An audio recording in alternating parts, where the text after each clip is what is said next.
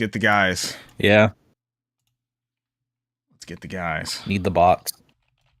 Come on, guys, join us.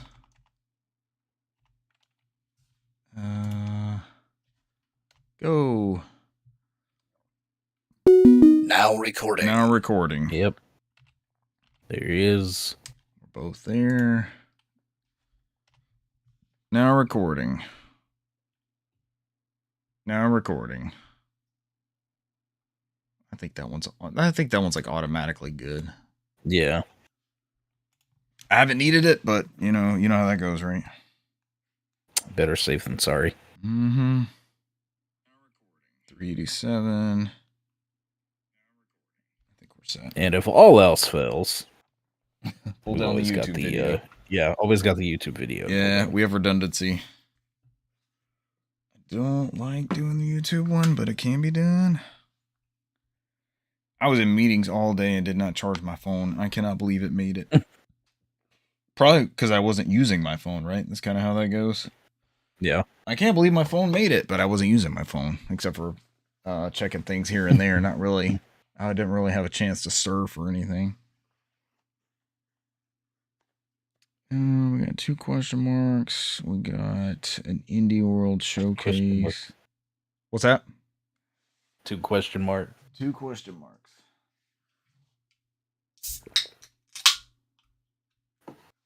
Pop all my beverages beforehand. Pre-pop. Pre-poppage. I got the kids this movie. Movies Acquired. You ever seen this one? It's like the Studio Ghibli version of The Borrowers.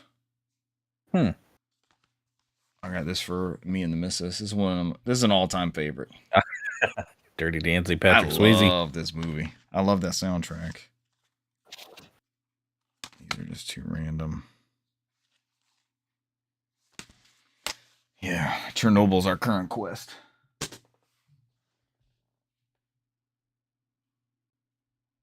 And we can get back into some movie nights. Yeah, we forgot how. No, I something got said and it just triggered me into remembering a scene from Zoolander, and Katie swore up and down she had never seen it from start to beginning. I don't think I have either. I was just thinking that, and I don't think I've seen it outside of like the TV cut, like the TV broadcast. I had only ever seen it on TV, so there was a couple things watching, because we wound up watching that last night. There's a couple things in there I was like, I was like, I don't remember that part. But and my son had never seen it, so I was like, oh my gosh. I was like, it's one of those movies that every time it came on TV, I'd just get glued to it, and then the credits would roll, and I'd be like, why did I just watch it again? Why did I watch it again? But it is just, it's that dumb, funny humor that you could just get lost in, and it's a good time. So you just cut it on and tune out. It. That's good. You'll do it again. You'll see it pop up, and you'll cut it on and tune out. You'll do the same thing. Mm-hmm. All right, you ready to do this, Brand McKee? Let's do it. What's our preamble? What is our movie night? I don't know. It's not. Yeah, I don't know. We didn't really dive deep on the movie night. Pool party podcast. Pool party podcast. Pool appreciation. Not yet. Not until we all have a pool party. Then it's a pool party podcast. A PPP. Yeah, you know me. You down with PPP? Down with PPP? The PPP loans? PPP pool. Please don't PPP. I'll know. Be able to tell.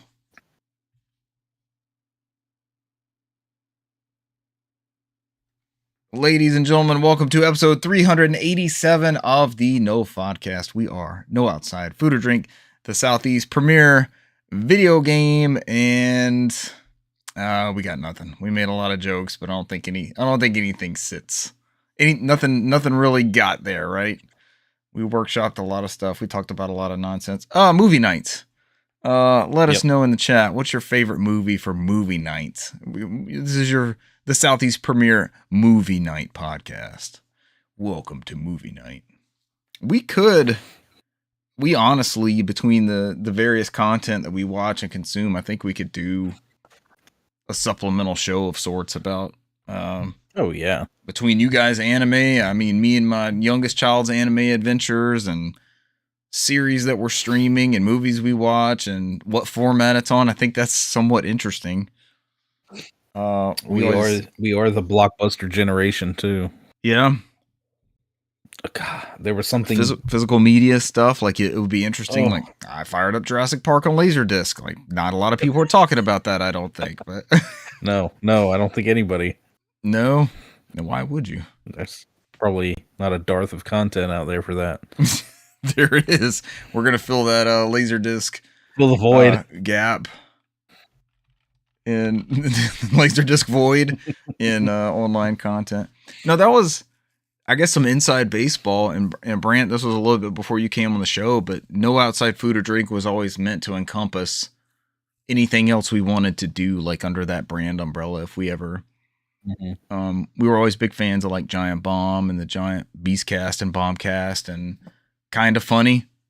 Split away, like when Greg Miller and Colin Moriarty and I can't remember, the guy ended up going to Sucker Punch. He works on the Ghost of Tsushima stuff, but like when they split off and did their own thing, they're Kind of Funny, and Kind of Funny, they talk about all sorts of stuff. They got a bunch of different things, and our SoundCloud uploads are unlimited for our year that we pay. We could start up another show and publish to that same feed, and you could get all sorts of other stuff. So I don't know, maybe it's time though, right? We don't really have time for, we try to squeeze in our video game show every week. Yeah.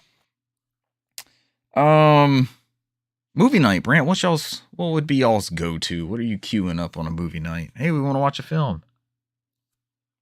It depends. There's actually, it's funny you say that because I've got Brant, Days Gone. Days Gone is not a film. It doesn't count. There's lots of good cutscenes, but we're gonna say Metal Gear Solid 4 also is not applicable to this conversation. I've talked about how I've deprived my son of some movies, and there are some pivotal, I should say, cinema that he needs to consume. Yeah. And there's several things that I have over here that I pulled out like a stack, and I was like, we need to like go through this stack and just every, now and then have a movie night. Things like Pulp Fiction are here. Yeah. Reservoir Dogs, Boondock Saints, Fight Club, The Crow. I got The Crow a couple Almost months Famous. ago. I have never seen Almost Famous, and I know it's my jam. I know it's my jam. Yeah, it's a very good movie. There's several. I just know that those I picked those out. I think I even threw like the Kingsman movies somewhere up there. I know we watched the first Kingsman a while ago. I know I've seen the first one. I don't think I've ever seen the second one. The second one's pretty decent too. But yeah, there's all sorts of movies, and it depends on what you're in the mood for. But yeah. Oh gosh. I want to say. Oh yeah, like I gotta get Wayne's World. I've got to watch with him. I've got that on 4K. We've got to go through the rest of the Mummy movies. I know we watched the first Mummy with Brendan Fraser. Oh, so we've got to watch.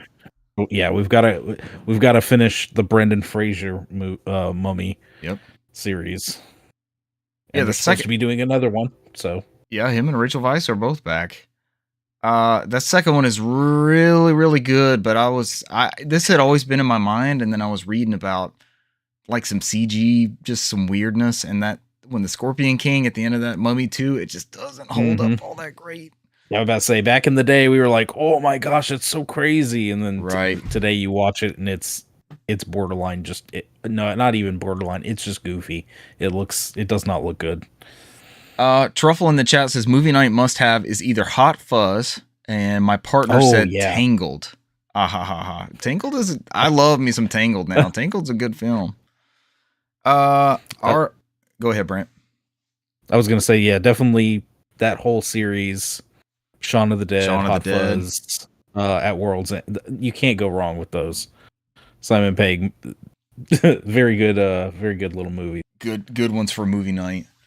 I feel like if we just pop one in, that's like a favorite that Wicked has taken over our household and has been for the past year and a half. So that's always a crowd pleaser. Summertime, I feel like we have an annual viewing of Jaws. We will all watch Jaws together. Okay. And the first time my kids watched it was at the beach. There was like a rain day and we watched Jaws. They're totally unfazed. It did not affect them. We went swimming in the ocean like the next day. Like they were totally unbothered by, Hey, that's just good. When you thought it was safe to go back in the water. They can separate the fantasy. Exactly. They're like, this is made up garbage. I'm going back in the ocean tomorrow. Yeah, they did. They were totally unfazed. I'm with Truffle and you as well. Like there's just a mix of like animated ones and like some classics and stuff that like Lion King. The kids love Lion King and just whatever we're feeling. It wasn't this past Thanksgiving, but 2 Thanksgivings ago we watched Casablanca. That was like we all just sat around and that was our Thanksgiving film. So it's funny how you have like seasons for things and when you want to bust out something and what's a good movie night. And yeah. Oh, thanks for pitching in there, Truffle. That was good. Those were 2 good ones. Tonight's news. There's news on the docket. Sony stepping back from PC ports? ? The next generation of Xbox? ? Assassin's Creed update? ? Nintendo Indie World Showcase. That's just a statement. ? Or we could go with that. Exclamation point? Parentheses? Period? Umlaut? We have German punctuation. And we have I like German punctuation. And we have your March Game Pass games and games coming to Nintendo Switch Online Plus. We should do these. Like, I know you've seen the skit of the Wii Shop update, right? To the theme song. Ninja Gaiden 3. Do do do do do do do do do do. Dun dun dun dun dun dun dun dun. We should start doing the news to the theme of that Wii Shop update theme that those guys did. Man, that video is probably 20 years old at this point, right? Like they filmed it. There's a CRT. Oh, easily. I mean, it could be anything, but there's a CRT in the background, and they're super psyched to check the Wii Shop and see what got updated. Ninja Gaiden 1, Ninja Gaiden 2, Ninja Gaiden 3, Final Fight Neo, or something like that when they fill in that bit. It's so good. Oh, Brant McKee. Oh, I'm one of your hosts, Richard Bergman, joined tonight by Newsmaster Brant McKee. What's up? Brant, welcome. Thank you for building this news for us to discuss. And I think that will be my biggest contribution. It doesn't happen super often. Some weeks I play way less than others, but I played 0 video games between last week and this week's recording. It's just one of those weeks. I had something going on every day this weekend. We didn't get on as a group Saturday night. Part of that's my fault. Most of that's my fault, I think. And I think we got plenty of news to discuss and then whatever you got into and acquired. However, let's get into this news. Sony stepping back from PC ports. This comes to you via VGCVideoGamesChronicle.com. PlayStation's strategy of releasing its single-player games on PC is reportedly stopping.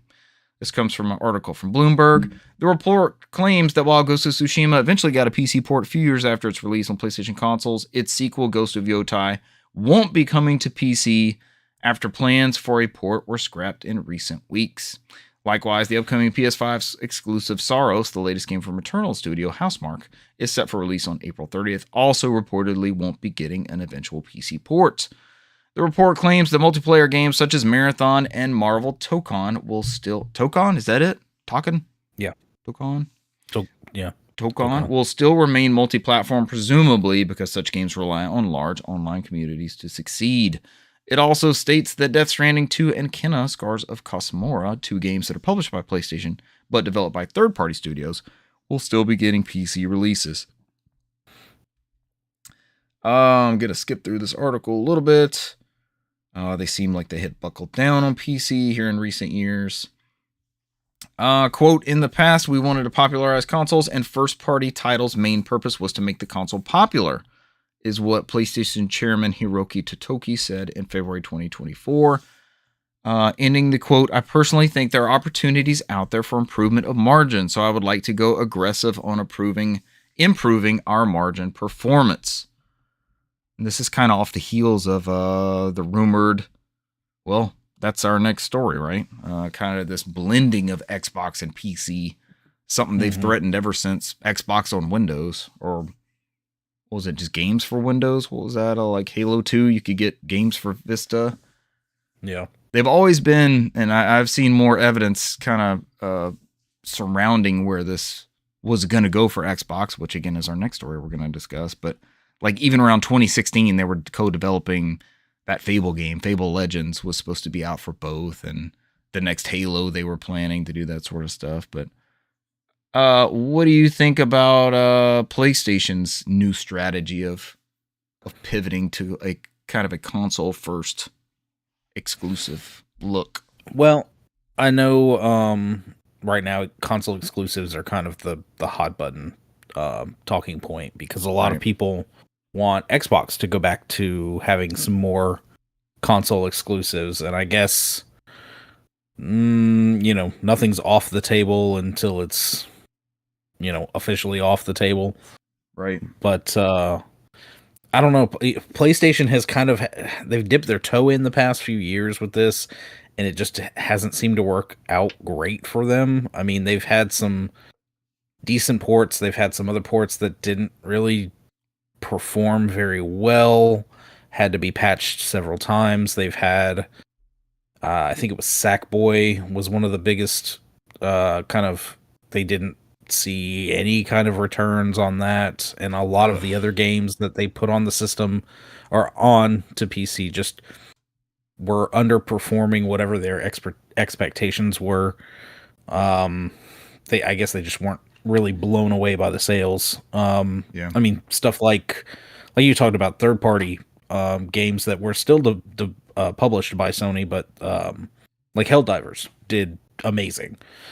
I was trying to think which ones of these have I purchased. Helldivers 2 is one of those that I also double dipped and got for PC.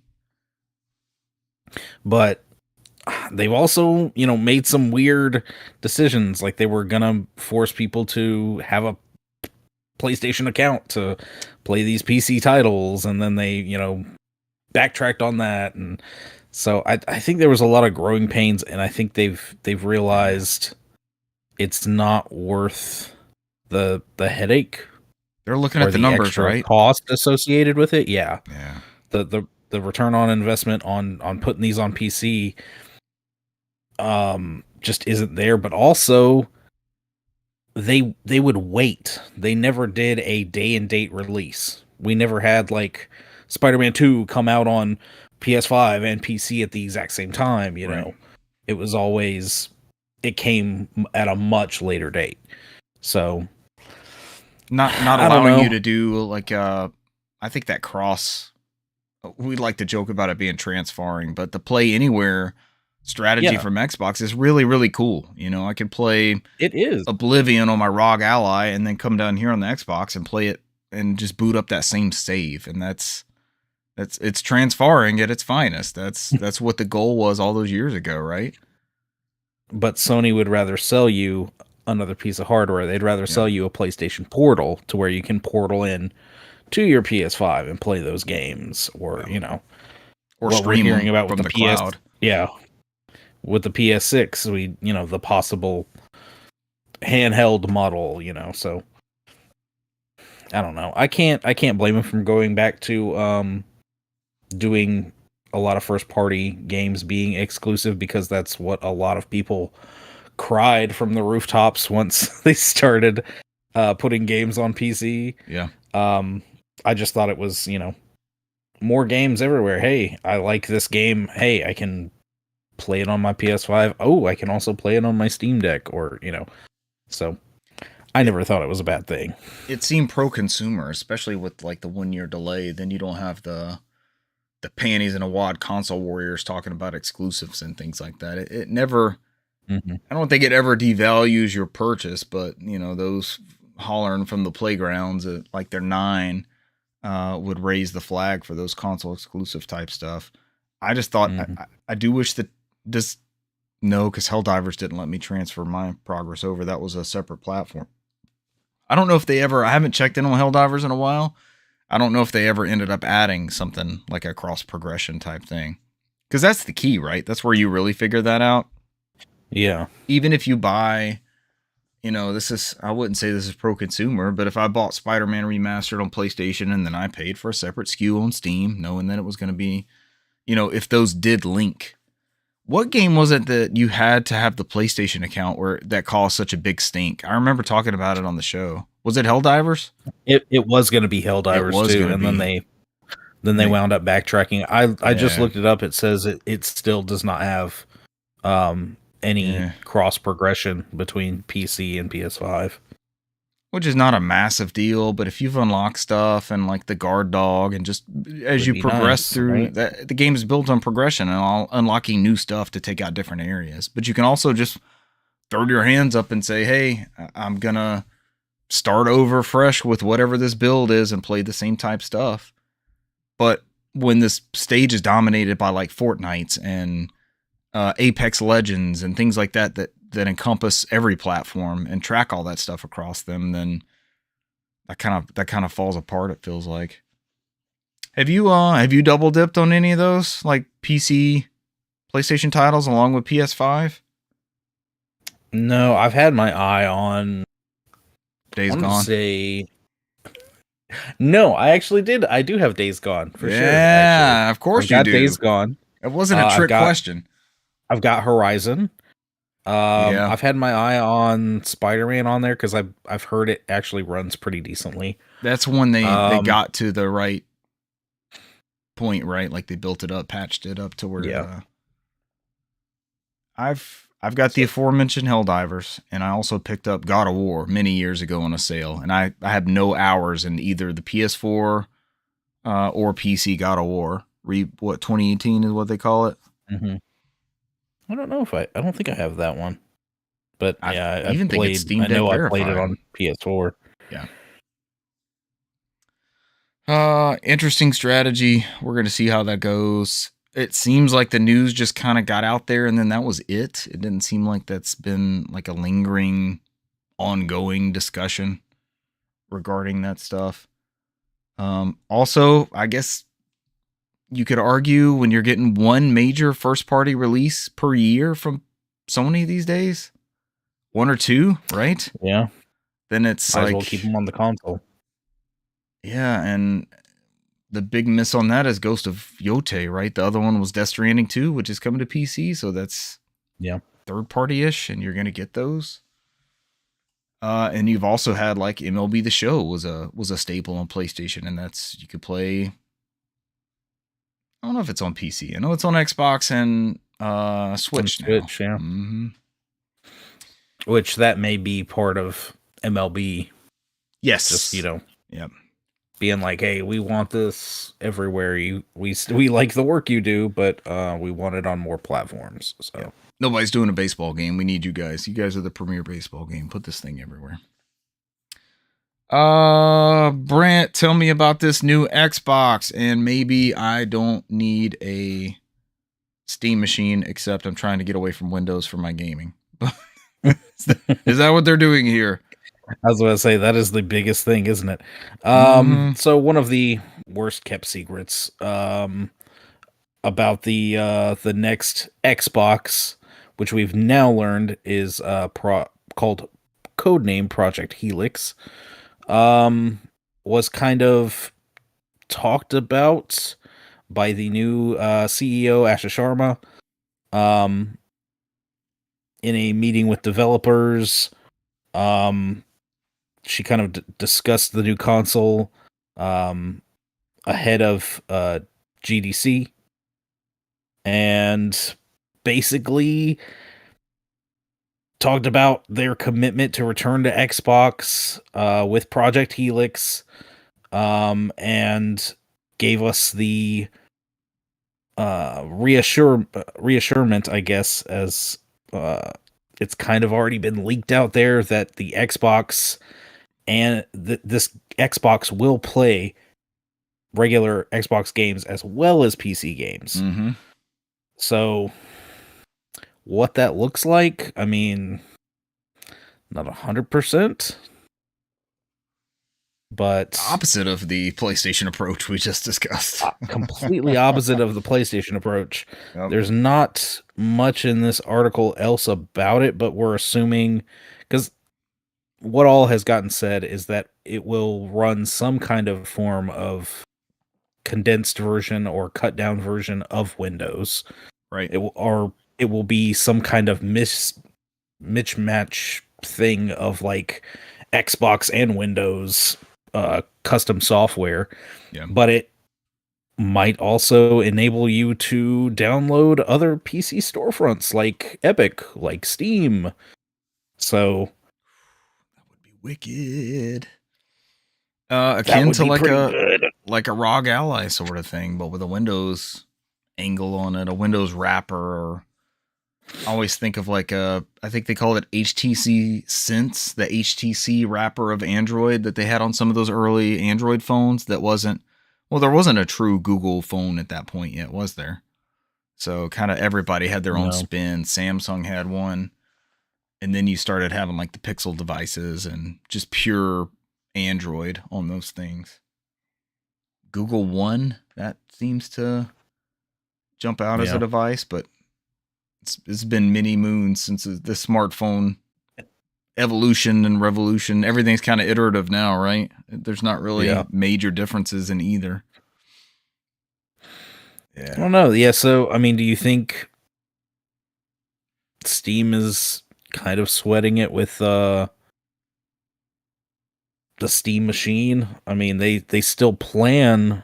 They put an update out on their website, I think it was, and they still plan to hopefully have that line of products out with the Steam frame, the controller, and the Steam machine out by this year. Yeah.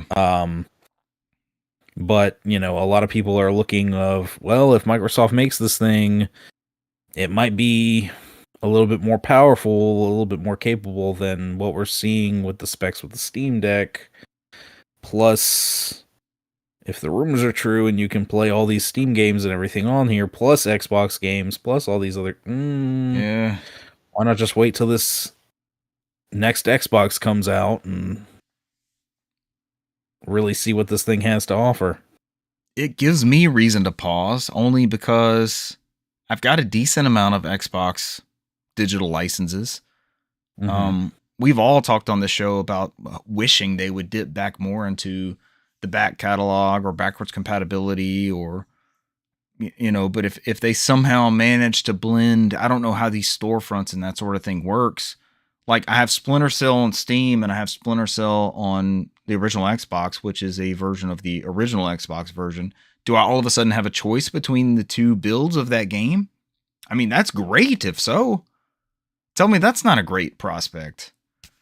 Call of Duty Classic, the 360 version of the original Call of Duty versus the one that's on PC. Like, you have all these different variations and you don't need a separate device for those. And it could be some real interesting stuff. I know our goal in the show is always like portable Lost Odyssey or Lost Odyssey on Steam or something. Oh, here we go. Buish is in the chat. Buish says, ain't buying that thing. You can't convince me. So that's fine too. He's off the Xbox train. Buish, what if it plays Steam games and you have access to 2,000 different games there in your library? Oh, Crooked J is here. What's up, Crooked J? Friend of the show, Brant McKee. We both know Crooked J. Yes, we do. What's up, Jay? How are you, sir? Thank you for joining us. Buish, are you not buying it because of Steam compatibility potentially, or are you not buying it because of Xbox compatibility? Has Xbox fooled you one too many times? We all kind of veered away from our Xboxes this generation, so yeah. That.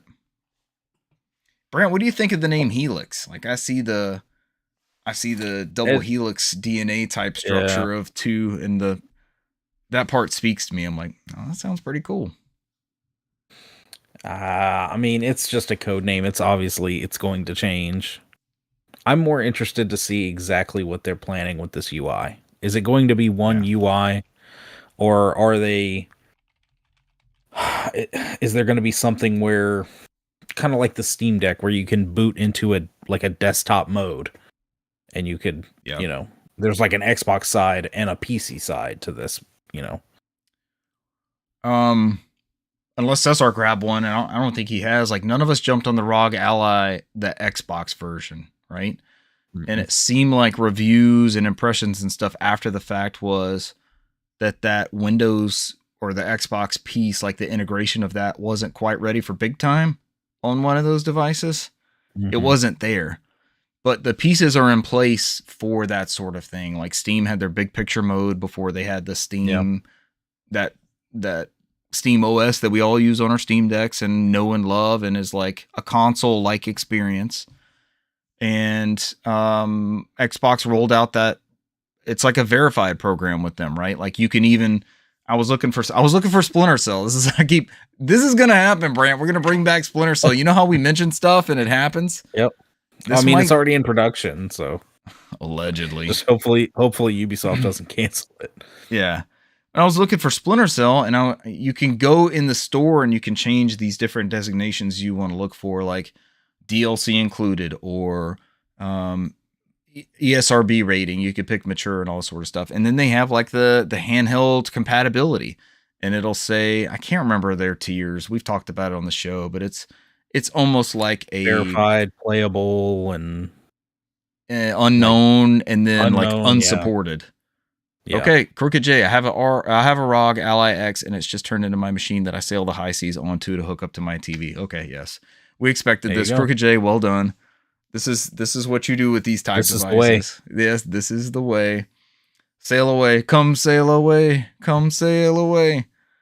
Crooked J, if I remember correctly, is a big fan of Elder Scrolls Morrowind.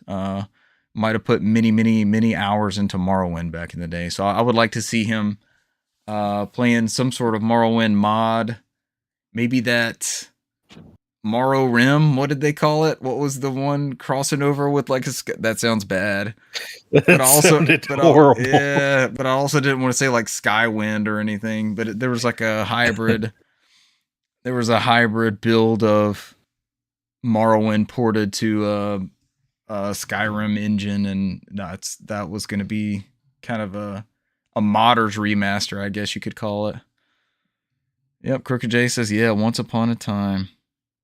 This thing is interesting to me. Xbox as a platform has not worked out now for 2 generations, so this was going to come at some point. They've been trending that way. I think the interesting thing to me is to see this new blood, right? We have a brand new take on what is Xbox. Matt Booty's still there, but I don't think he's calling the shots to the level of no booty calls over there. No booty calls. What was that last week's booty in the streets? A couple weeks. New gaming CEO Aisha Sharma. So she's gonna meet with developers, and maybe this is we've been asking for this new era of Xbox. So hey, let's wait and see what this looks like. Now I do believe there was some mention of high seas. Oh yes, I too love to sail. My favorite genre of games is the sail genre, Brant. Like Wind Waker. This article is from Andy Robinson, VGC. This is kind of an Assassin's Creed roundup. They had Gene Gadsden had kind of like just like a little, I don't know, like a little developer talk or something out here. It's kind of like a here's what we're doing right now sort of deal. Like a presser almost. Yeah. And let's see. So they went into the titles and things that they're working on. So future titles include Codename Hex, which is they have said, we haven't shared much, but it's being built with great care by our veteran team at Ubisoft Montreal. Expect a unique, darker, narrative-driven Assassin's Creed experience set during a pivotal moment in history. I mean, most Assassin's Creeds are. They don't pick the unpivotal moments, do they? They don't tend to pick the unpivotal. Earlier, they did announce that the Assassin's Creed Shadow game is kind of entering its final phase of support, which means smaller, less frequent updates. Let's see. Then he's talked about the multiplayer game that they're working on, codename Invictus, progressing steadily with a test and learn approach. This is. I'm trying to see. Oh, led by For Honor veterans. Remember For Honor? Yeah. That was a big deal for a minute. They said this is there's a lot of curiosity around this, and yes, it's a new approach to multiplayer in the franchise, but it isn't quite what the rumors have suggested, which I guess implies something about some internet rumors talking about its cartoon art style, art direction. Interesting. They're taking into consideration player feedback, and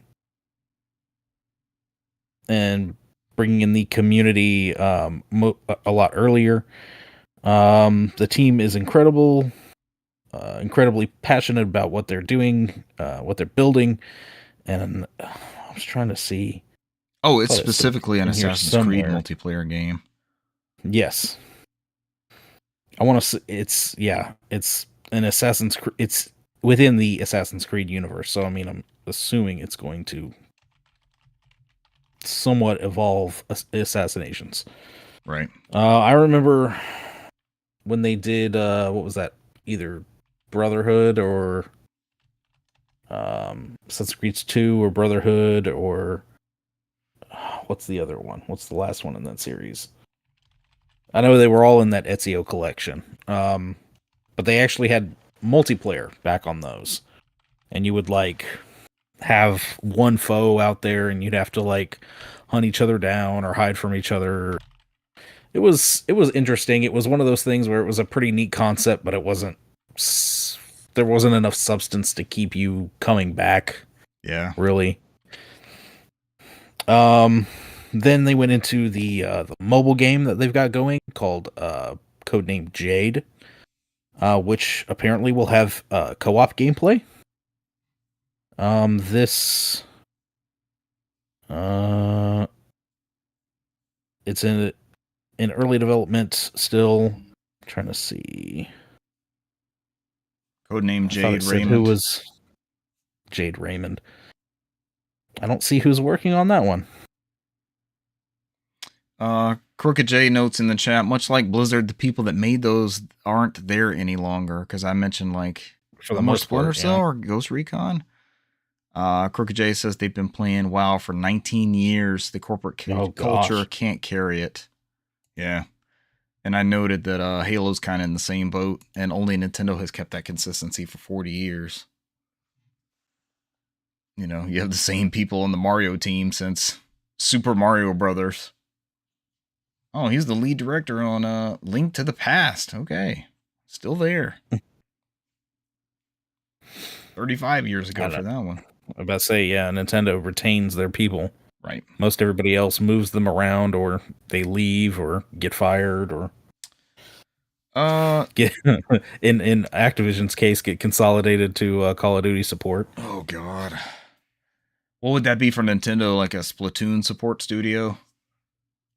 We've taken the original developers of Metroid. It's like when that like research development division 3 or something, like they made the battery backup and Metroid and Kid Icarus. Hey, we made half of those people left with Gunpei and the other half stayed. And it's true. We've decided to make them a Splatoon support studio. Their whole creative output from now on will be making Splatoon maps and new squid sounds.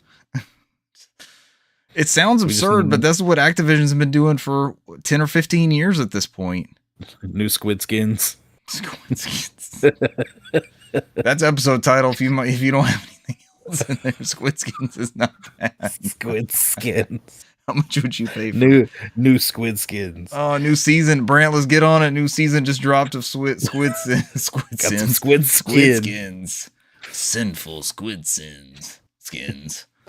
I still can't get skins out there. It's like a tongue twister for me. And then let's see. The last game that they talked about, of course, one of the worst kept secrets that Ubisoft has out there is the revival of Assassin's Creed Black Flag. This is Assassin's Creed Black Flag Resynced. No date or anything.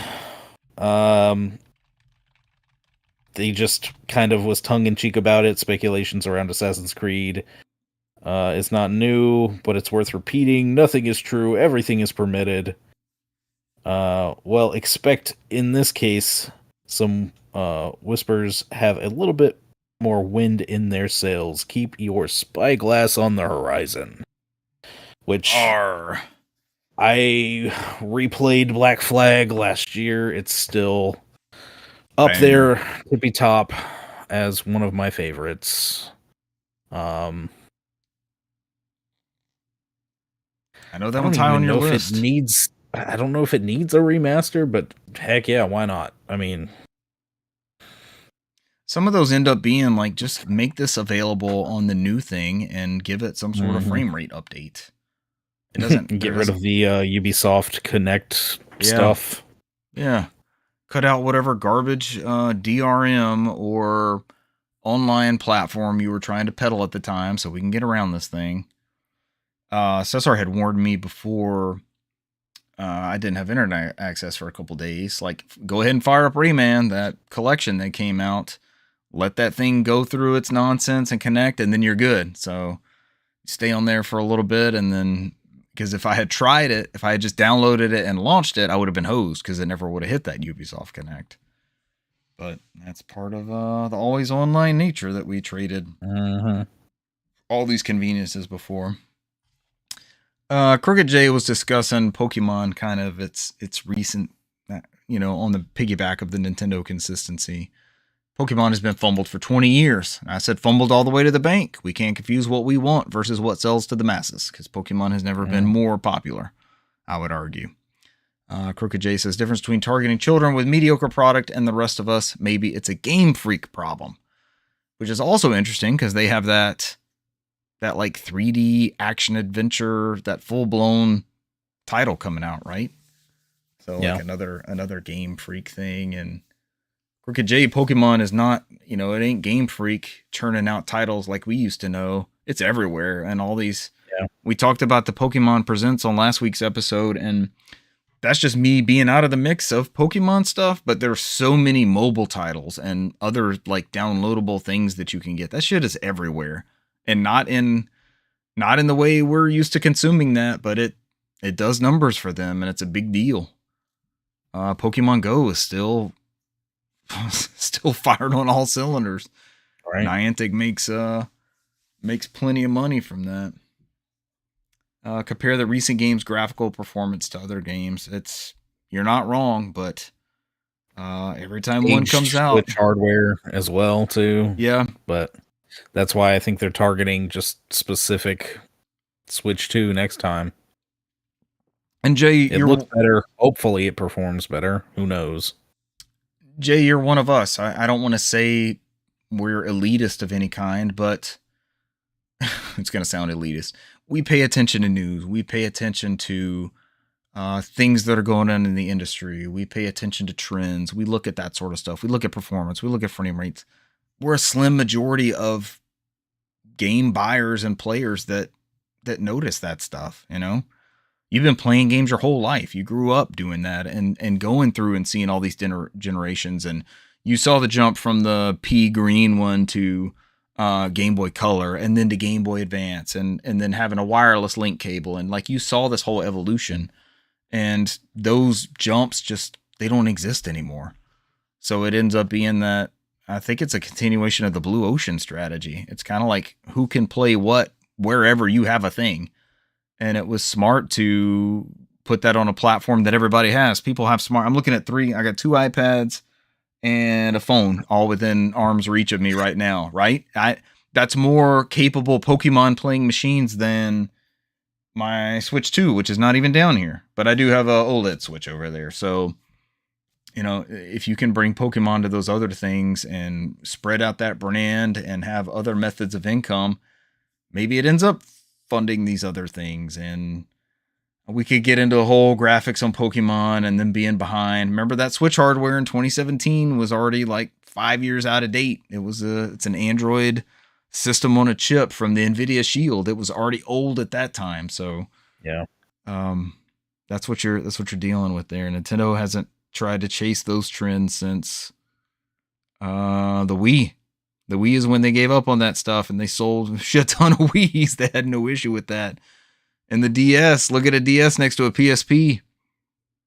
Nowhere close technologically. And the DS sold gangbusters. I think you had a couple of those DS Pokemon titles as well.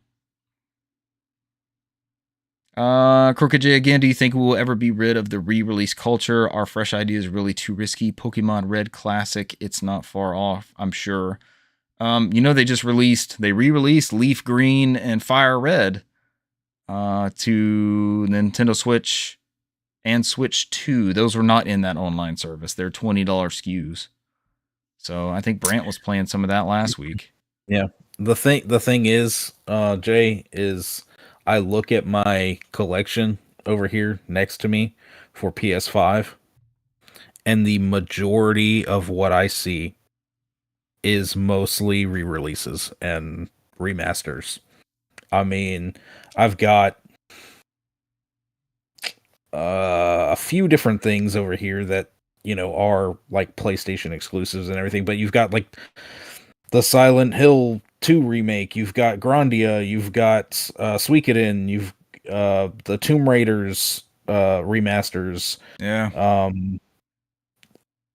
These are all decidedly remakes, Metal Gear Solid, Delta, all these things that, I mean, some of them needed to be brought up to this generation and brought a little bit better. The other thing that, me and Richard always champion is availability.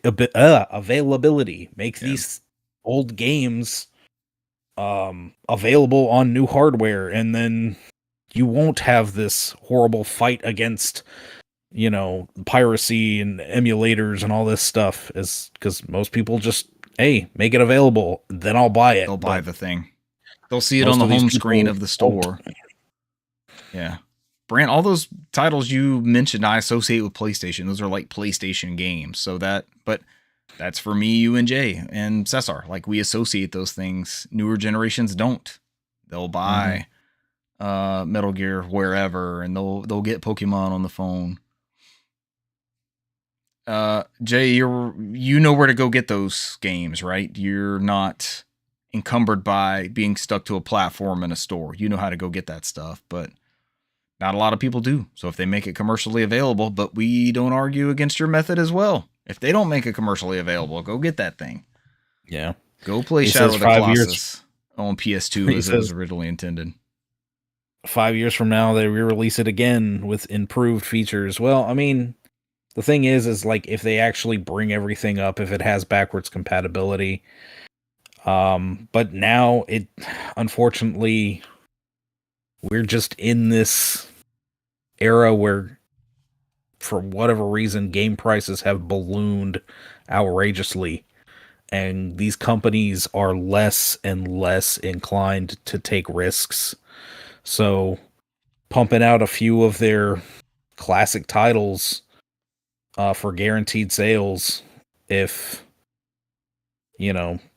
that gets us something else random down the road, I guess so be it. Because Square, they had how many remasters in the last few years and remakes, and then we're now getting a few like brand new RPGs that are they're just completely new IPs. They're unique. So right. But also Square is one of those weird ones where they, sell 1 million copies of a remake and they go, "Oh, it didn't live up to our expectations." And I don't know. I don't get it. They've done a good job. I miss the PS2 days, man. I miss the wacky games. I miss getting game where it's like something. If I felt like back then, man, it's like something was coming out. You had games every week, every month. It seemed like there was something new hitting the shelves. Believe it or not, things slipped through. Like, I was working in games retail and we got all the magazines and press kits and everything. And then you would get a demo disc for this game called God of War. And you're like, what the hell is this? And you pop in the demo disc and immediately start selling pre-orders for this thing because it's so unique and awesome and out of nowhere.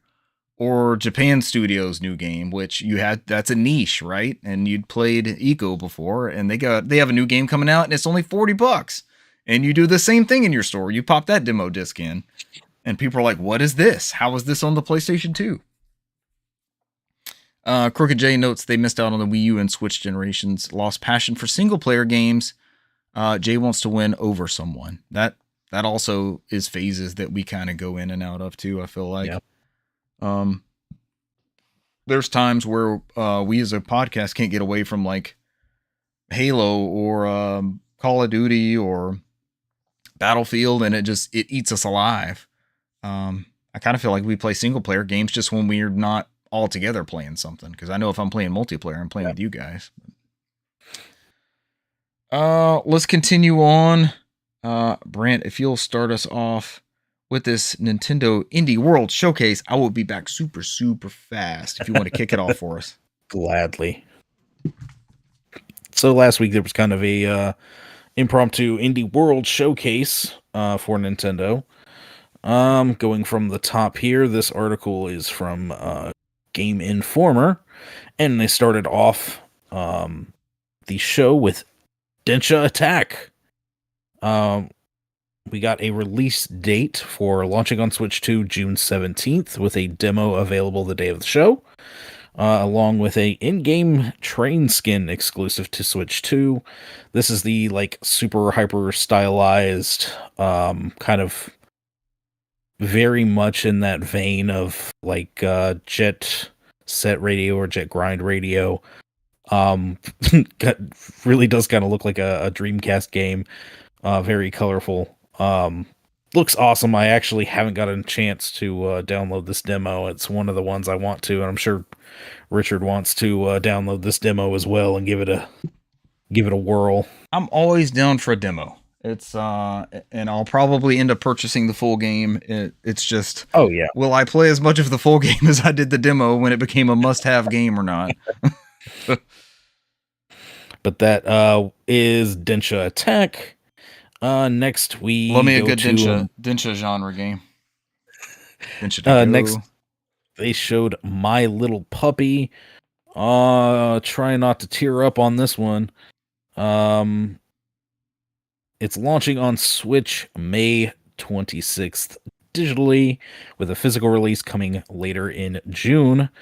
You play as Bongu, a Welsh corgi who has crossed over the Rainbow Bridge. After waiting for an eternity, he picks up the scent of his owner and goes on an adventure to find him in the afterlife. That is that's a sad premise. It's like All Dogs Gone to Heaven, the game. Yeah, it's actually inspired by the creator's own dog. So, okay. Next, they showed Heave Ho 2, launching on Switch and Switch 2 this summer. I remember seeing the first one in this series. It's chaotic looking. It is a chaotic, weird little platformer. In this sequel, team up with 3 local friends or 3 others using online multiplayer, chain together limbs and more in an effort to platform through various unique settings across 8 worlds. It also supports Game Share, which is really nice. That is cool. Moving on to Moonlighter 2, the Endless Vault, Switch 2 port. I know people rave about that first one. I've never played it before, though. Have you played Moonlighter on anything? I have not. I mean, it looks kind of like your standard, like, isometric action. It's got some RPG elements. I mean, it doesn't look bad.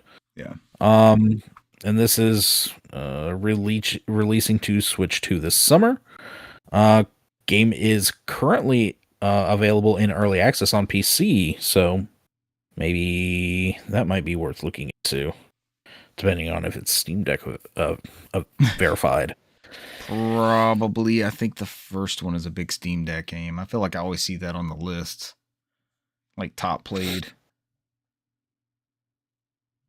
Next up, Widow game reveal.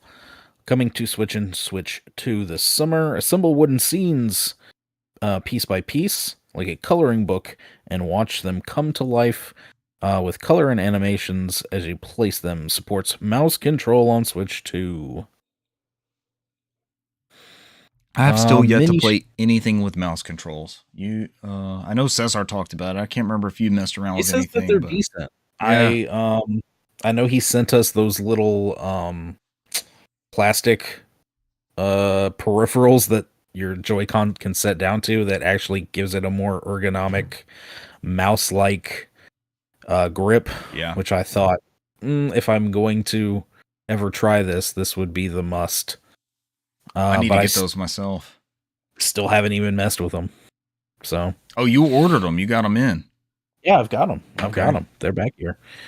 But it's that whole thing of like, I'm sitting on the couch. Usually I'm playing with the Pro Controller. If I got the Joy-Cons, I'm playing handheld. Like, yeah. I'm pretty much the same method. I don't know when I would be sitting there and need the desktop style. Yeah. I'm on the couch. Do I need to pull a little table off to the side to where I can use mouse controls? Can I do it on the my lap? Do I just do it on the couch next to me? I mean, it seems really awkward. I don't know. I always thought that was a odd gimmick for the Switch 2. And there were a few people that were like, no, this is going to be the killer thing with Switch 2 is going to be the mouse controls. Yeah. I think we need to, did you buy that $10, I can't even remember what it's called, but it's like the Switch 2 introduction to Switch 2. No. I bought it and I've never played it, but I think maybe that would kind of be a proof of concept. Like, here's how cool it can. We've all used a mouse before though, so I don't know what I'm trying to get out of this. But it's funny because like, what was it with Mario Paint when that got added to the Nintendo Online service? Yeah. You could just plug a USB mouse into the Switch dock and you could still play it on the original Switch with a mouse. So yeah, I don't know, man. I think it's just a good. It reminds me of Skyward Sword for the Wii U, for the Switch, where you had handheld, you had Joy-Con, you had motion control. There was like, you could pretty much play the best version of Skyward Sword in whatever manner you wanted to. So I think it's there for everybody. And I 100% get it for like the Civ games or the what was it, like there was like a tycoon game or something else that just got put on the Switch or something, or Age of Empires or Halo Wars, any one of those were like that, where it makes more sense to me for a mouse controls. Next up was Mini Shoot Adventures. I've heard Player One podcast raving about this game on Steam, so I think this was a big release. Like, this was a big reveal for Switch and Switch 2, available as soon as the show came out, so it's available now too. The Midnight Walk. This was originally launched on PS5 and PC last May. It is also coming to Switch 2. It's kind of like a claymation Tim Burton style. It was a PSVR 2 title. So, and I want to say it came to Xbox eventually as well. But that one looks really interesting. And that is launching March 26th. Next was Rotwood, which was a shadow drop. The 2.5D side-scrolling brawler comes from Clay Entertainment, the studio behind the Don't Starve series, and launches as a Switch 2 console exclusive. So that's out now as well. Mixtape came up next, launches on Switch 2, PS5, Xbox Series X and S, and PC on May 7th. Of course, a Richard game. This is a Richard game? Okay. It's an Annapurna. Ew. Oh no, I've seen this at somebody else's show. Yeah, I know this one now. Oh yeah, like Artful Escape that I fucking loved. Yeah. And Edith Finch. I do love me some Annapurna titles. Those are good, consumable, impactful stories. I fucking love those. All right, I'm due for another one. It's time. Mixtape.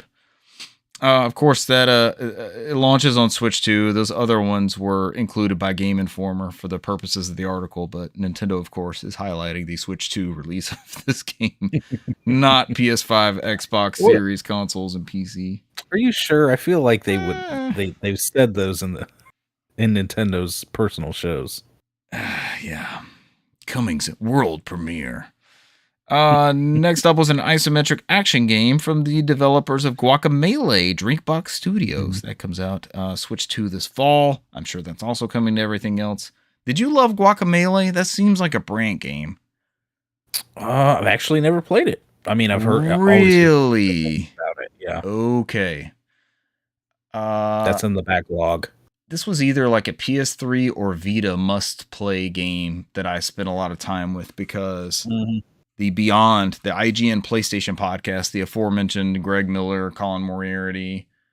I can see that guy. What's his name that ended up working for Sucker Punch? Cesar's yelling at the screen if he's watching and listening. I could picture Goldfarb, Andrew Goldfarb. That's who I was trying to think of so intently these past two mentions. That is Blighted, coming to Switch 2, and I'm assuming other things this fall. Next up was Dead Zone Rogue. That is a game reveal, fight, revive, adapt, and repeat in this first-person shooter sci-fi roguelite. Wow, they included all the buzzwords in there. Except for indie pixel art. And cozy. And cozy. Brant, you and your cozy genre. Not everything can be cozy, Brant. That's coming to Switch 2 on March 17th. And then there was a montage of demos and release dates and more, kind of a sizzle reel type thing, which included Grave Seasons, coming out summer 2026, Unrailed 2, back on track, coming to Switch 2 and Switch this May, demo available now, Toem 2, launching on Switch this summer, Inconbini, One Store, Mini Stories. I guess the bit there being the Combini, like what is it, like a bodega, almost like a 7-Eleven or something like that. Yeah, like a neighborhood corner store or something. Yeah. Which I follow this YouTube channel. Have I sent you this YouTube channel? 4 a.m. Laundry. The guy goes game hunting and stuff. Yes. Okay. Yes, we have. So he did a stream one morning, and I pulled it up, and I was like, let me see if he watches this stuff. And I was like, hello from Georgia, Atlanta, Georgia. And he's like, hey, we got somebody from Atlanta. And I was like, it's me. I was mentioned on the stream. But he goes game hunting, and the live streams are really good. But then he publishes out like the YouTube collections where he pops up splash screen. Like he'll grab Final Fantasy 4 on PS1, and he's like, all right, this is 200 yen. And then you see the price equivalent, like the dollar equivalent underneath there. And I love stuff like that. And I could just watch, honestly, I could watch this channel, watch him game hunt nonstop. But he goes to the Kobini to grab coffee, egg sandwiches. That's apparently a big deal in Japan, which the Masters here in Georgia with us, the Masters golf tournament is known for their egg sandwiches. So I was like, the worlds are colliding. This is a very cool crossover that maybe nobody else connects, but it's definitely my cup of tea. That's Inkobini One Store. Outbound is launching on Switch 2 and Switch on April 23rd. Demo available now. And Ratatan is launching on Switch 2 on July 26th. Ratatan is like the Patapon. It's made by the same successor. And that's been out on everything and just now Switch 2, right? Yeah. July 26th. Well, I say just now, it's in, 3 months? A shadow drop of one of last year's biggest games, Blueprints. is available now on Switch 2, which rounded out the show, right? Is that it? Is that the Indie correct. World? Man, and we've got a Mario Direct tomorrow? Or was that today? The 9th? There was a Mario. It was a Mario movie direct. They just posted another trailer for the Mario movie. But they started out the direct by going "Happy Mario Day." I'm like, it's not Mario Day. That's tomorrow. Yeah, it's tomorrow. As of this recording, March 10th. That will be tomorrow. Get your Mario games on Switch 2 for decent discounts on some games that never go on discount. That's always the joke. Mm-hmm. Nintendo has a 12-year-old, 15-year-old game that they can't sell for less than $40, but now's your chance to get it at 40. At its lowest price of 40. Which, hey, was 1,000 Year Door, $40. Why not? There's actually some really good titles in that. If you don't have those and you haven't got them in various buy two get ones or digitally, or I think the prices are digital too. Also, yes, digital and physical. Be a bunch of retailers: Best Buy, Amazon, Target, Walmart. Pretty much your choice. Hit up some of those specials. I would say get some of these games before. We just don't know where gaming is headed, especially with tariffs and pricing and all sorts of stuff. So I say if you see something and it's your means, go ahead and grab them. Get that 1,000 Year Door remake. It's way cheaper than a GameCube copy, which I think has dropped a little bit since that release. I would hope it has. People are hoping me as well, and I own a copy of it, but people are hoping that for that Pokemon XD Gale of Darkness. Like if this is more accessible, some of those crazy prices on the physical copies drop. It's a Pokemon game. It's not going to. It'll anywhere. Still stay crazy valuable. Yeah. I know I talked last week. Hold their value. I talked last week about selling that game with a GameCube with the jewel thing on the top. Brand new GameCube, like $100, $99.99. Had boxes of them I couldn't sell. I'm scanning the same ones. Oh my gosh! Every week as my inventory thing. Like these are never going anywhere. And I was the Nintendo store. We had tons of Nintendo sales there, and those didn't even move. I ended up. Damn. I bought one of those. So there's this guy. My games aren't in here. There was a guy named Don, and he loved collecting old Nintendo stuff. I have his copy of Sequest still. Sequest DSV for the Super Nintendo. I might have traded. This might have been part of that trade. But I had rigged up some sort of trade for his surplus, and I bought him that SKU. I bought him that Pokemon XD Gale of Darkness GameCube. He didn't have anything new, and he was like, oh, I'll get this GameCube. Give me a good deal on it, and I'll trade you so and so and so and so. So I used my discount and swapped with him because they were giving them away. Thinking inside the box is here. Welcome to the show, sir. He says at the end they were $49. I do not remember them being $49 exactly. I think when I left retail, the Wii was out, the 360 was out, the PS3 was out, the DS and the PSP, of course. And I want to say the Xbox and the PS2 were like $129. I think that's as low as I actually sold those at retail. But I remember a holiday them being like $149. We had the Halo Green, that translucent Xbox. I remember those either $149 or $129. And we had them, they were just there. They weren't even like sold out. They were just there. I would murder for one of those right now. It's such a sexy console. Yeah. And I had two. I was lucky enough at the time to have two Xboxes with one of them modded. So my brother and I did System Link, and it was like, it looks cool, but we don't need another one. And that was also a big chunk of change at my income capabilities at that time. But I remember them sitting back there in the boxes. They came in a box of two. So you would cut the box open and open up the flaps, and you would see the two Xboxes side by side. GameCubes came the same way. 360s came by two. PS3s came by two. Wii's came in sets of two. I think all these consoles got shipped to us in boxes of two. Came down off the ark, huh? 2 by 2 by 2. 2 by 2. Leading the consoles onto the boat and off the boat. Box says, man, those Halo 3 are so sexy. I have 4. So the Halo 3 console, the green one. So I was out of retail June 2007, but we were already doing pre-orders for Halo 3, but I never actually sold the Halo 3 consoles. That is a very, very good looking 360. I love those. We're talking about the translucent green original Xbox. It came with Halo 1, I think, and like a pre-order thing for Halo 2. I don't think that came with a Halo 2 SKU, if I remember right. I think it just came with Halo and something. I don't think it came with both of the full retail games.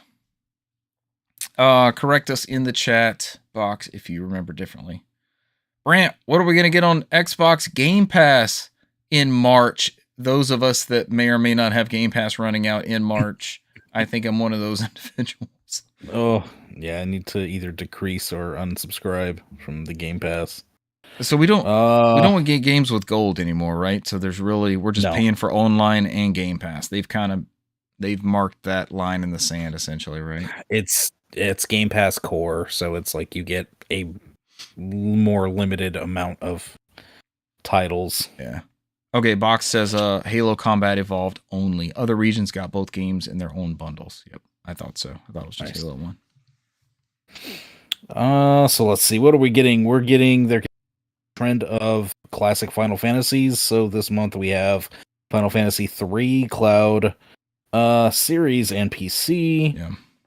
We knew this was coming, right? We got 1 and 2 earlier, so the time marches on.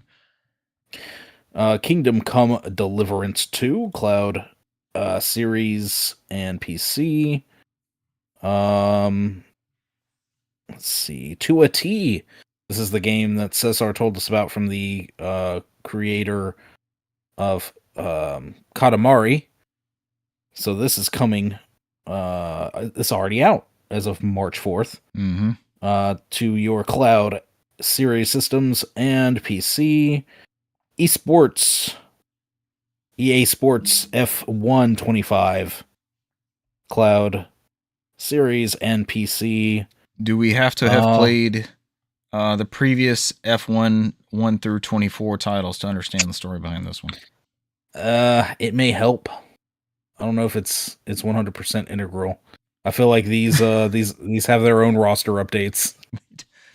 The last one I played was F1 99. Now I'm confused. How are we back down to 25? All the way back down. Sometimes they count down. Sometimes they. It's a weird. They count. Thing.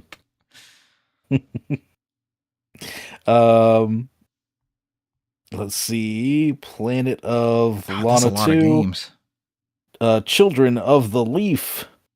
Cloud series handhelds. Sounds like PC. a cult. Are you a child of the Leaf? Enter only if you are a child of the Leaf. Construction Simulator, Cloud Console and PC. Cyberpunk. I was about to say, Brant, that's kind of our business every day. I don't need to escape. Right. Escapism to me is not Construction Simulator. However, right. I've always wanted to take over Night City. Yeah, but I do have to say that as of recording this, Construction Simulator and Cyberpunk are not out yet. They will be out tomorrow, March 10th. Oh, what do I choose?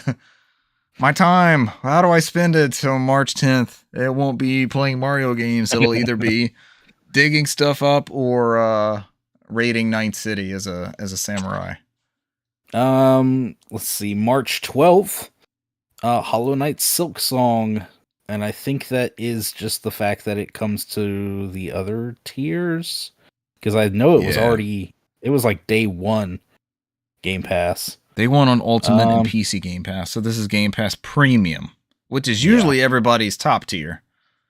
Mm-hmm. But now it's... I guess Ultimate is the top tier still with Xbox. Here we go again, Richard. Right, this is March 17th. Okay. DreamWorks Gabby's Dollhouse. Ready to Party. Oh, I was in until the Ready to Party part. What is Gabby's Dollhouse? Do we know? We talked about this like 3 weeks ago. It's some just like kids. Ready to Party invites players into a colorful, music-filled adventure with Gabby and her friends. Explore iconic rooms. Enjoy Gabby's playful rooms. mini games. and celebrate creativity and teamwork in a family-friendly party experience. I don't know, man. I don't know. I And like that that. rounds out your March Game Pass games for the first half here. You can zoom in on that little picture of Gabby's. It's a very frightening little child with like really big eyes, and she's surrounded by like anthropomorphic pets with very giant heads as well. As one does. Do you see that? I have not zoomed in on the Gabby image. Back up at the top. Oh no, I do see it. Yeah, in the banner. Oh. Okay, all right, that's fine. Gabby is very, for those on the unawares like myself and Brant, Gabby is very Dora the Explorer-esque, I guess you could say. Yeah. All right, and there's her. She has a bunch of pet friends. That's fine. All right, is that along the lines of DreamWorks Kart Racer? Is that in the same universe? Oh, it could be. Buish in the chat says he'll introduce us to Gabby's Dollhouse. Interesting. Buish knows all about the Gabby's history lore. With Gabby. The Gabby lore. Buish has been in the Dollhouse and lived to tell the tale. Now he's ready to party March 17th. I mean, that could be family friendly. That could be a good time. My kids got big into, remember when the Peppa Pig title was on Game Pass? Yeah. And so I feel like we were doing a Minecraft session maybe, or no, that was when they were playing Overcooked and Fall Guys and all those, like they were trying out all these multiplayer titles. And they said, "Where's the Peppa Pig game?" And I was like, "That was on Game Pass like 4 years ago. I don't think it's still even lingering in that catalog." Probably not. Buish says, "Oh no, good sir, not even close to Dora." So I guess we have to get the deep Gabby's Dollhouse lore from Buish. And last but not least, some Martin days. Like we've talked about the fact that tomorrow is Mario Day. Yeah. Aside from any other announcements that they have for Mario, which there could be, you never know. They could have some surprises up their sleeve. But they did announce these games, I want to say toward the end of last week. Yes. Going to the Nintendo Online Plus expansion pass service. Because there's a GBA game, Mario vs. Donkey Kong, which is the sequel of sorts to the 1994 Donkey Kong game. A very, very good game. And this is also a very, very good game. I was going to say, isn't this this is the one that got the remake on the Switch, right? Yep. That was called Mario vs. Donkey Kong as well. 2 years? I feel like it was 2 years ago. It's one of the games on sale for this March 10th day, I think. And then we have 2 more of our Virtual Boy titles coming to the service. We have Mario Clash and Mario Tennis, which is probably one of the big titles there for the Virtual Boy. It was the pack-in, so if you were one of the 12 people that bought the Virtual Boy when it was originally came out at the original price. It was probably more like 3. 3? 12 was too high? 12 was too high. Yeah, it was a killer app. I mean, it was a great pack-in, 60 frames per second. It's the first Mario Tennis game. There was tennis on NES and Game Boy and stuff and Super Nintendo, but this is a really good tennis game. This is the one I would lay back with the goggles and play Mario Tennis on. Crooked J, do you remember tinkering around with the Virtual Boy back in the day? Crooked J's in the chat talking about GPUs and RAM going crazy and all the AI nonsense affecting prices of games and stuff. Jay, don't get down. Like, happy about that. Jay, you still have plenty of ways to play really, really good games. We got to survive this wave. We've been moaning about it for months at this point. We've all kind of got to buckle in and make it through with what we got, you know? This just in, as I've announced these games, they are available right now. Oh, they're out now. I guess Nintendo just went ahead and dropped them on the service a little early. So Crooked J does not remember the Virtual Boy. Oh. Mario Clash. Go ahead, Brent. I was about to say, I don't think most people remember the Virtual Boy. No, it's a Reddit, but I think I would have bought my Virtual Boy around the time I was hanging with Crooked J. You might have checked it out, but yeah. Red and black, monochrome, 32-bit, super powerful stereo sound. It was really neat. It was kind of portable. It's hard. Yeah, it's hard to sell. It's definitely a footnote in Nintendo history they've ignored for the better part of 30 years. So, they instantly got fire saled, and you could get like Blockbuster was selling the ones with the carrying case. That's the one I'm always jealous of, is like the Blockbuster SKU.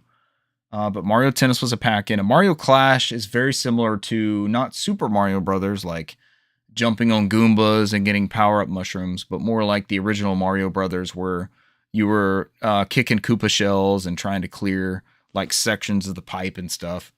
Think of the original Mario Brothers for like Apple IIe, or it was on the original NES. It was an arcade game. If you had the GBA, Crooked J, I know you had this copy for GBA Mario Advance. It was like the sub game on all those Super Mario Advance titles. So you could play this Mario Brothers type game on like the first one, which was Mario Brothers 2, the second one, which is Super Mario World, the third one, which I think was Yoshi's Island, and the fourth one, which was Super Mario Brothers 3. And there was always like a sub Mario Brothers game, and it would let you do this this arcade style. You do the link cable and clear it with multiplayer or however you wanted to play. But the Virtual Boy twist on it was that you could jump between the planes, kind of like Wario Land. So it would let you jump between the foreground and the background. And the 3DS would go on to do it way better, and emulators on there are pretty solid. But it's a pretty good rendition. I thought Mario Tennis was already out on this Virtual Boy thing, because that's like that is the killer app for Virtual Boy in my opinion. Brand, I got mine in, but I haven't messed around with it yet. I have yet to hook that bad boy up and play some Virtual Boy greatness. I need to tinker around with some of those and see how it compares to the original hardware. Good. Yeah, I might get is it 6 AA batteries the Virtual Boy takes? I might grab because I don't have the AC adapter for it. I think there's an official AC adapter, but it takes batteries. It's somewhat portable. Jay's talking about how he sold his OG collection. Oh, he said, what are some of y'all's top hitters we could sell in seconds? And Chrono he's talking about his best ones were Chrono Trigger DS, Game Boy SP. Yeah. Jay, those are good ones to sell because they're easy to play elsewhere. Like, you don't have to have actual copies of those. You're not wrong there. Richard, I know your collection dwarfs mine, but I have over 800 some games here. I would say some of my most expensive, like surprisingly off the top of my head here, I've got like that Futurama game for PS2. Oh. Which surprisingly went like crazy. Yeah. I grimace because some of my. Go ahead, Brent. Go ahead. If I ever, what'd you say? I dream. I don't ever want to do like a complete collection of anything. Like I may be close to Dreamcast. I may be close to the original Xbox. I would be more interested in doing the original Xbox. And Futurama is on there, and that's like instantly one of those heavy hitters. Like, you're not finding Futurama for less than what, $300-$400 for either PS2 or Xbox. Which is crazy because I got my copy like 5-6 years ago, and I paid maybe $50-$60, and now that game is like $200 or more. I'm like, what the hell happened? Hey, I remember getting Cubivore in for GameCube for $20 and putting a copy out on the shelves. And that's like a holy grail now for GameCube.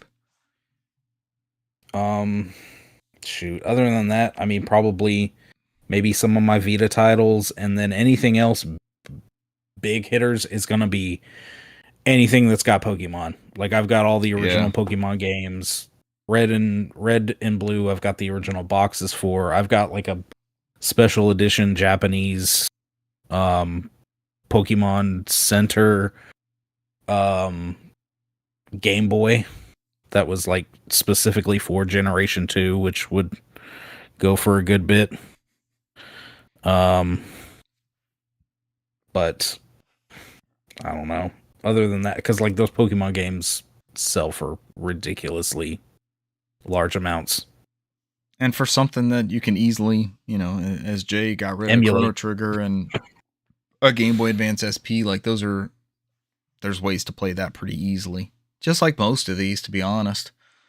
I've been thinking inside the box about some methods to play some original 360 games. So there's ways to do those now, and as time marches on, that they become more accessible and more easy, especially since they won't sell them to us. I can't get Need for Speed Most Wanted for the 360 for less than $100, and that's not going to EA or Criterion or Black Box or whoever might have whoever might have worked on those Need for Speed games through the years. It's going to some secondhand seller on eBay, so what does it matter?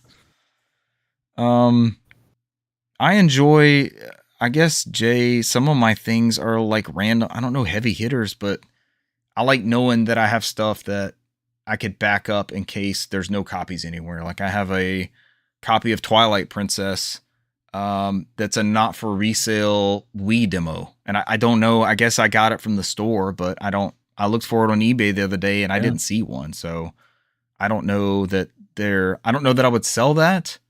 I would rather be backed up to an ISO somewhere. That would be the most important thing. But it's just some of the random stuff that I picked up. Nintendo used to ship not demo cartridges, but they would have like Pokemon, like this Pokemon week that we just went by. The distribution events. Yeah. And I've got a couple of those cartridges where they would ship us stuff like that, and they didn't need them back. So it's like, okay, I'll make sure this is properly disposed of. You couldn't trade it in. It's not an actual SKU. So I made sure that I kind of held on to some of that stuff. And Crooked J, I had Metroid Hunters not for resale demo for DS. Yes. That came with all the original prints of the original Nintendo DS. You got a demo for that cartridge. And so many people back then took in that demo cartridge as the real SKU. So you have to look, like if you look on eBay or something and you want Metroid Prime Hunters, it's a lot of them will say First Hunt, I think is the name of that demo cartridge, which includes a small vertical slice of that game. Any just other like interesting... the not for resales Sonic on Genesis, the Sonic cartridge, the back end. Yeah. I've got a not for resale Minish Cap. Nintendo used to send retail outlets management a copy of like whatever the big first party release was, especially for the Game Boy. And so I've got a not for resale one of those. I think those are more valuable. But again, it's a cartridge. Like it's only valuable because it's got a sticker on it. It doesn't make it any more or less enjoyable of a thing. It's just an interesting footnote. It might include some sort of, I like, a version that didn't make it to retail, or it has some sort of extra code on it. Or what was it, Final Fantasy VII? You could play the opening, the demo disc. You could play the opening with Aerith, like she's in the party and you don't even meet her yet. So that kind of stuff is interesting to me. I played that demo so much. Oh yeah, put mad hours into that thing. Thinking Inside the Box is in the chat. And I know they're a big fan of strategy guide collections, as we are on the show here. And you don't get those anymore. And you would get, it wasn't just a walkthrough of the game, but it would be artwork and it would be developer interviews and just random stuff that you didn't. There's the demo disc we were mentioning. Brant's holding it, the Final Fantasy VII demo disc. Mm-hmm. Jay says the Bleach game, I have a Japanese issue. We got it at Micro Center and it won't sell. We got that at Fry's. We went and got that import Bleach game at Fry's that was so good. Made by Treasure. It's a Bleach platform fighting game made by Treasure. That is so good. We got that at Fry's. Jay would go to McDonald's on the Wi-Fi and murder people. Yep, I remember doing that. Yep. That we would do. We didn't have broadband internet with Wi-Fi. That was the way to connect. Oh, I have that. I have the Nintendo Wi-Fi dongle that you can plug into a router to create a Wi-Fi network for Nintendo stuff for the Wii and the DS from many moons ago. That would give you yep, fries. Jay confirms. All right, the show's getting longish, sort of, I guess. I have not played a damn thing this past week. We've been busy doing stuff. The kids are into a bunch of stuff. If we've had free time, we're watching Chernobyl. Brant, I was mentioning this to you in kind of the pre-show. Great show. Great production value, chilling. It's still kind of a warning to what can happen. And it's just really good. And that's kind of the whole family's. If we have any free time, we're watching those episodes at a time, and they're an hour. So, yeah. That has been it for me. Brant, I will hand it over to you. I've been playing when I can get back into Resident Evil 9. I don't want to talk too much about it. I know Cesar reached out to us today and said that he'd actually beaten it. Game is good as hell. You actually get to a point with Grace to where you find these coins, and there's like an upgrade system. Grace has, even when you upgrade, you can get like 2 little side pouches, which gives her 2 extra little slots in her inventory for each one. So a total of 4 if you find both of those little packs. She has very little inventory, so you really have to manage that space particularly well. This is the 2 play styles you were talking about last week, right? Yeah. And Grace's stuff focuses a lot more on like crafting. So you, as you're going through, you're finding you'll find different types of like infected blood, and you have to go back to a research lab or somewhere that has like a little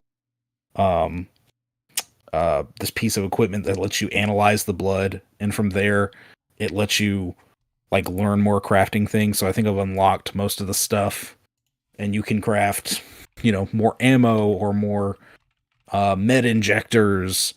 You can, if you eventually get the ones to craft the I'm trying to remember the name of the gun. I can't remember the name of the freaking gun now. But there's a she's got gun like a little Leon, pistol, I think, right? That I've seen in she has a small pistol, and then Leon gives her this freaking hand cannon of a gun. Okay. And it uses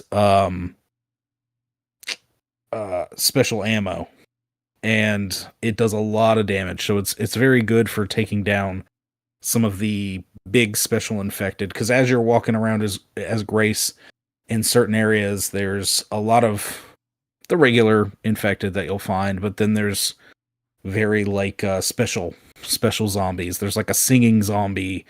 There's a chef. There's singing. So the whole thing with this is this is a special mutation of the T virus in this game, and it's let the infected retain certain attributes or certain like memories, even though they've turned. So like I mentioned, there's a chef. Okay. So the first time you encounter him, he knows that he used to cook food. When you walk in the kitchen, he's in there. He's got like this big, humongous butcher's knife. I mean, it's past a butcher knife. It almost looks like a freaking half machete or something. And he's at a table just chopping meat, and you sit there and you watch it. Is there any chance the zombie chef is Swedish? That has to be a mod. There has to be a mod for that now. That would be freaking awesome. Changing him to Swedish chef. But if you sit there and watch him, because you have to kind of find a way to get around him that first encounter. He's sitting there, and he'll chop at one station, and he'll actually go from station to station and chop, and he'll, grunt things and go back over to this giant pot and stick his hand in, and he'll like, no, wrong, not enough ingredients. and he'll go back and start chopping. And there's kind of like zombies in there. The Ghost in Luigi's Mansion did that, you know, like they retained, like the dancing ones danced, and there's an opera singer and like somebody in the bathtub. I'm just trying to remember these random Luigi's Mansion ghosts that kind of kept that same. They kept the personality. There's zombies that are like maids and stuff too, and other people that would maybe work in this facility. So like the maids are like frantically cleaning stuff, and if you kill a zombie and blood gets everywhere, she's gonna come in the room and she's gonna like scream, "Who made this mess?" and like frantically jump on the ground and start trying to scrub it away. But you know, she's just like moving her hands everywhere and making even. There's these other workers that like are really anal retentive about the lights, so you can actually go through and flick on lights and it will lure them over there, and they'll sit there and turn the lights off. They're like, "No, follow the rules, no lights off." And so do you get environmental clues, like listening to what they might say or seeing what they might do and figuring out how to navigate those encounters? So is it stealth? Grace's stuff is a little bit more stealth. And she gets things that lend to that. So like I said, you get the pistols, and you get some ways to get yourself out of a sticky situation. You also get these things that use infected blood. They call them hemolytic injectors. And these actually let you like sneak up on these infected, and you stab them in the back with it and inject them with it. And then they just like go through this animation where they writhe in pain and they explode into just this huge red mist of blood. So juicy. Yeah. It's this game is very visceral.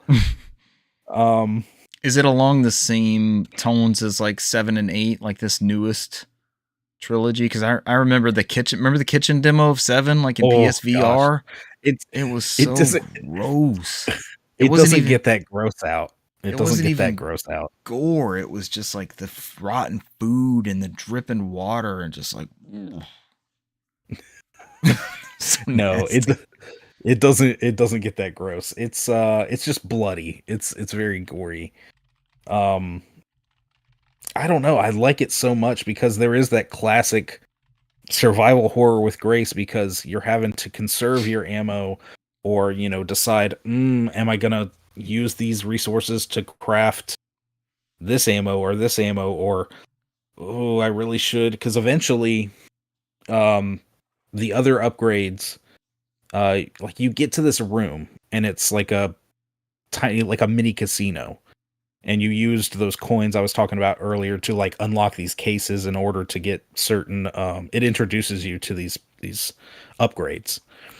There's a steroid and a stabilizer.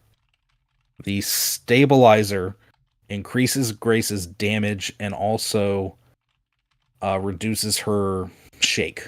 So like I told you, when she's very frightened in this whole situation. She's not meant for this. Right. So she's not she encounters a zombie mowing people down like a Michael Bay film.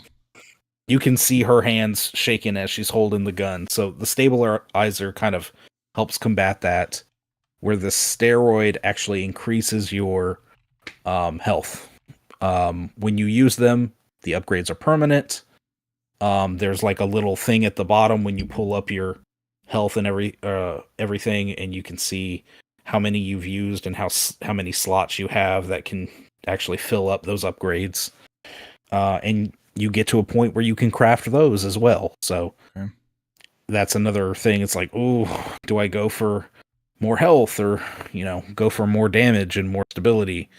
So I don't know. I enjoy it. I enjoy the story so far. And then you switch to Leon, and it's just like balls to the walls action, old school RE4. Yeah. Zombies. Last action hero. Yeah, zombies holding up like the big red like propane barrels, and you shooting them, and just huge explosions. And It's awesome. Bombastic. Leon's, yes.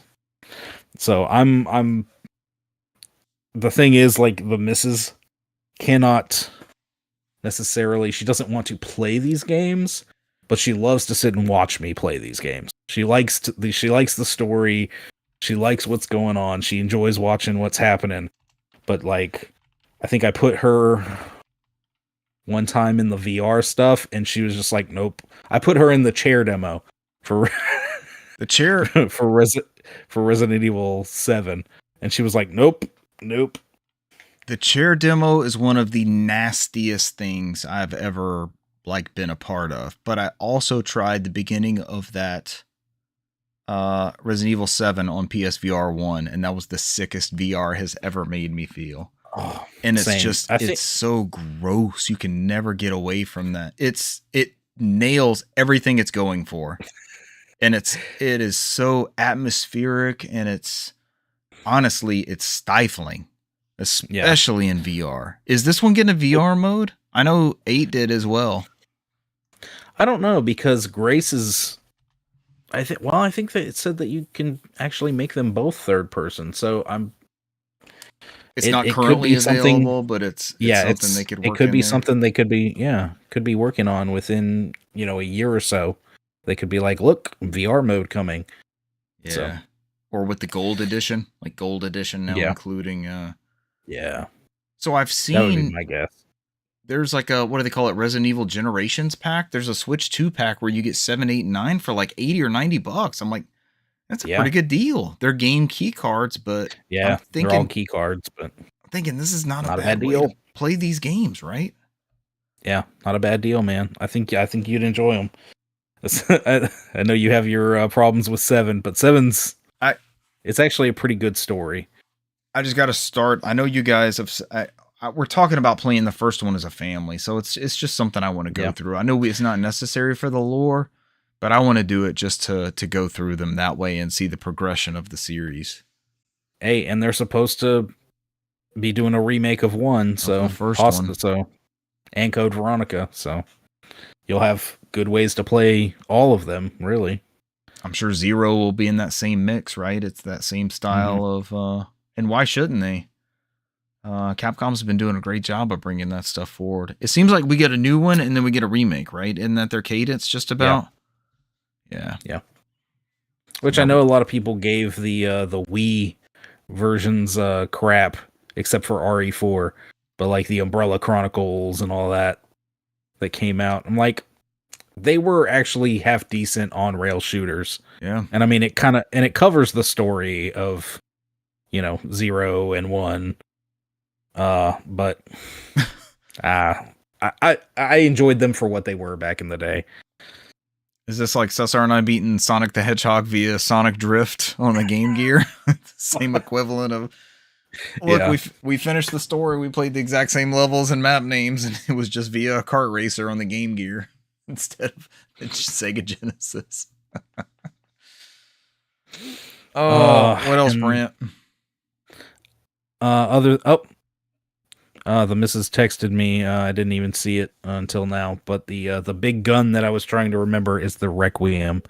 It is called the Requiem. Gun. Interesting. Okay. And like Grace can hardly even shoot this thing. It's like it's humongous revolver type gun. I mean, like she shoots it, it kicks way back, and she's sent tumbling, like super reactive to the shot. Surprisingly, she doesn't like fall backward or anything, but she usually has like expletive or something to go along with it.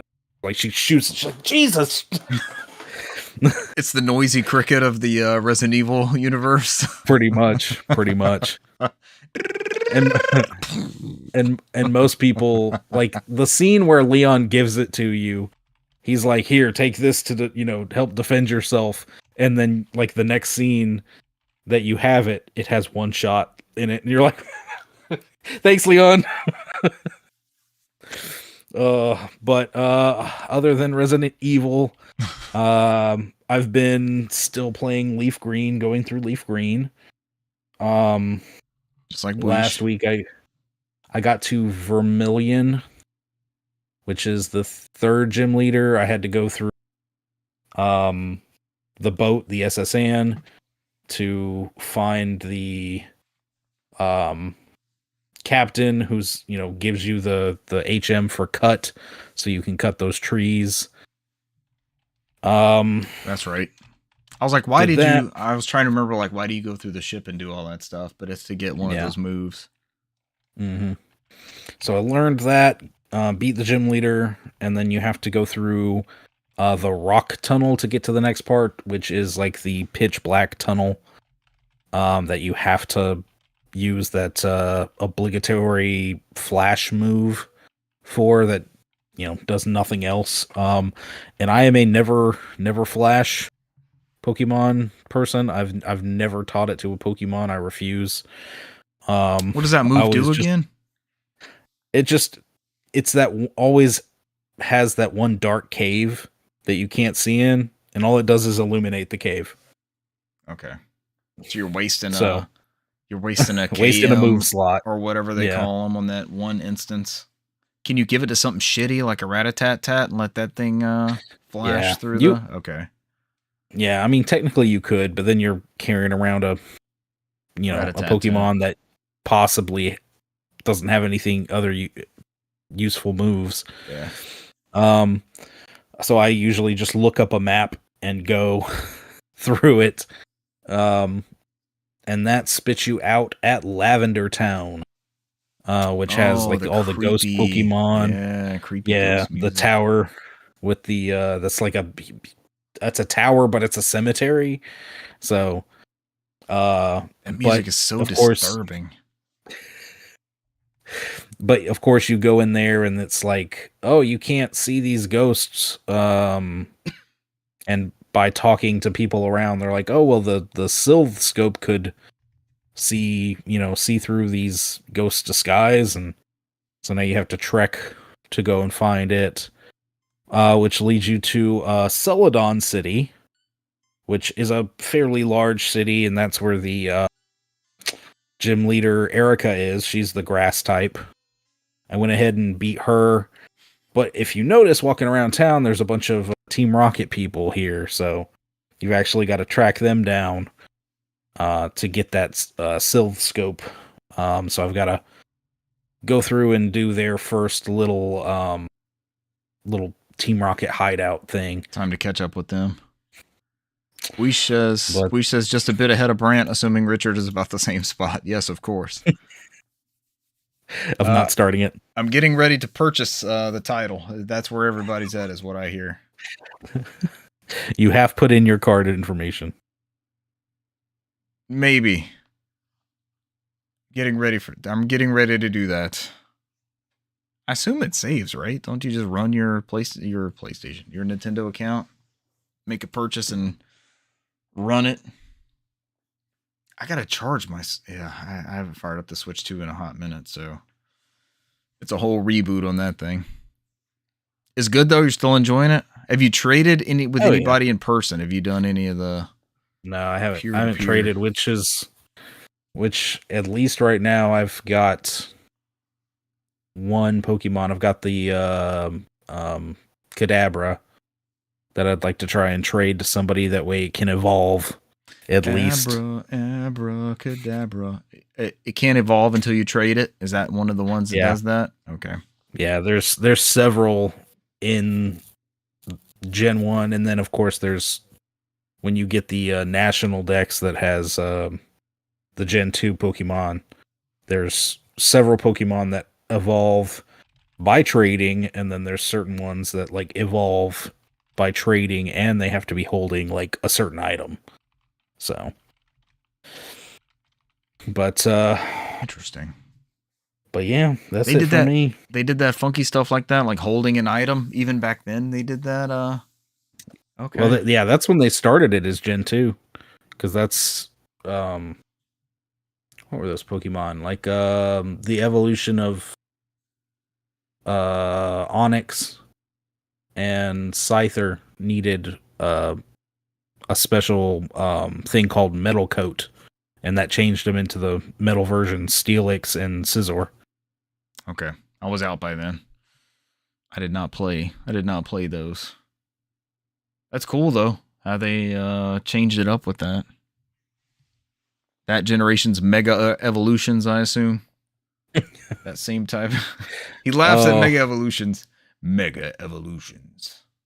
I like Mega Evolution. That's all right.